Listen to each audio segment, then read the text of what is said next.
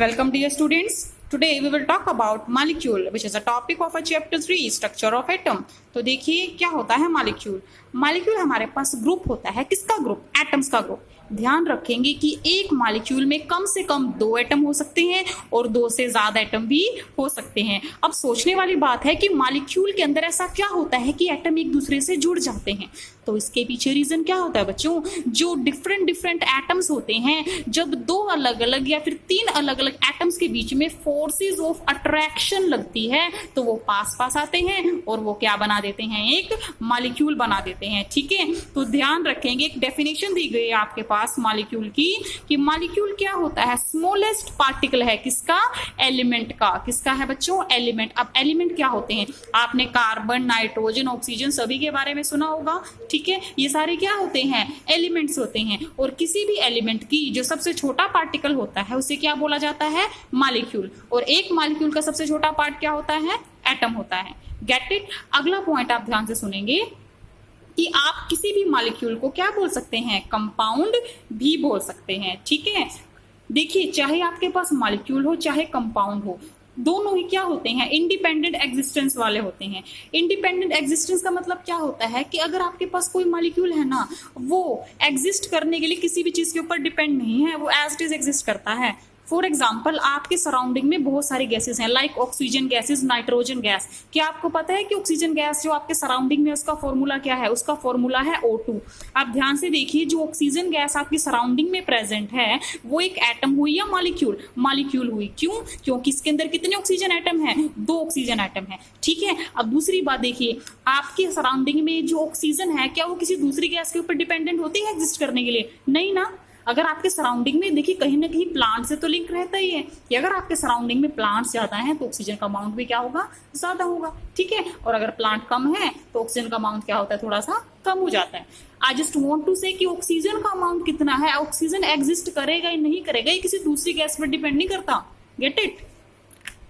अब next point पर आते हैं, molecules of elements. The molecules of element are constituted by the same type of atom। याद रखेंगे, अगर आप किसी भी एलिमेंट की बात करते हैं, नाइट्रोजन, कार्बन, सोडियम, पोटाशियम, किसी भी एलिमेंट के जितने भी मॉलिक्यूल होंगे सभी के अंदर सेम टाइप ऑफ एटम होंगे। देखिए, जैसे अगर मैं इस पूरे यूनिवर्स के कार्बन की बात करती हूँ, कार्बन एलिमेंट की बात करती हूँ, तो कार्बन एलिमेंट किस फॉर्म में एग्जिस्ट करता है? मॉलिक्यूल्स की फॉर्म में। आप सभी को पता है ना कि ये जो ग्रेफाइट होता है और जो ये डायमंड होता है, दोनों ही किससे मिलकर बनते हैं? कार्बन मॉलिक्यूल से। ठीक है, अब ध्यान से सुनेंगे, जो मॉलिक्यूल होते हैं एलिमेंट्स के, कार्बन क्या है? एक एलिमेंट्स। एलिमेंट्स के अंदर क्या होते हैं? छोटे छोटे मॉलिक्यूल्स।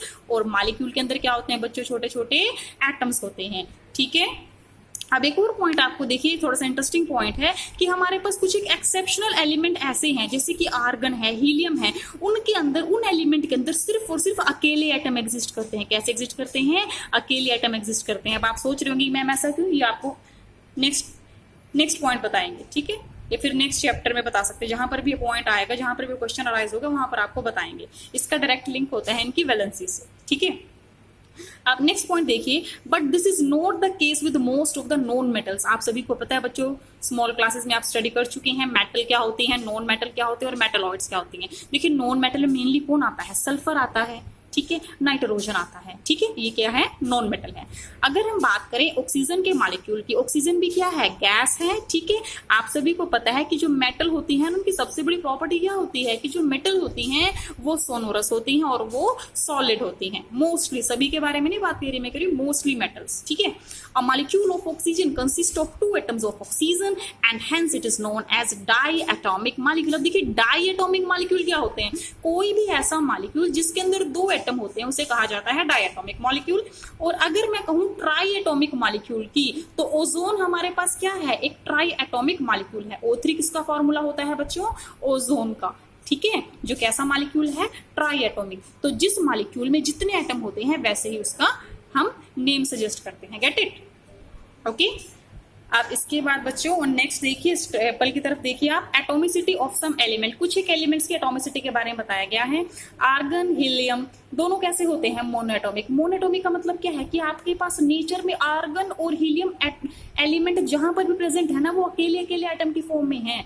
कहीं भी मॉलिक्यूल की डायटोमिक की फॉर्म में नहीं है। अगर ऑक्सीजन की बात करें तो ऑक्सीजन एयर में किस फॉर्म में मिलती है, O2। हाइड्रोजन किस फॉर्म में मिलती है, H2। And nitrogen exist as N2। Chlorine किस फॉर्म में एग्जिस्ट करता है बच्चों, Cl2। पर जो आपके पास फॉस्फोरस है वो किस फॉर्म में एग्जिस्ट करता है, ध्यान से देखेंगे P4 की फॉर्म में। सल्फर किस फॉर्म में एग्जिस्ट करता है, पॉलीएटॉमिक। सल्फर S8 की फॉर्म में एग्जिस्ट करता है, ध्यान रखिए इस बात को। ठीक है स्टूडेंट्स।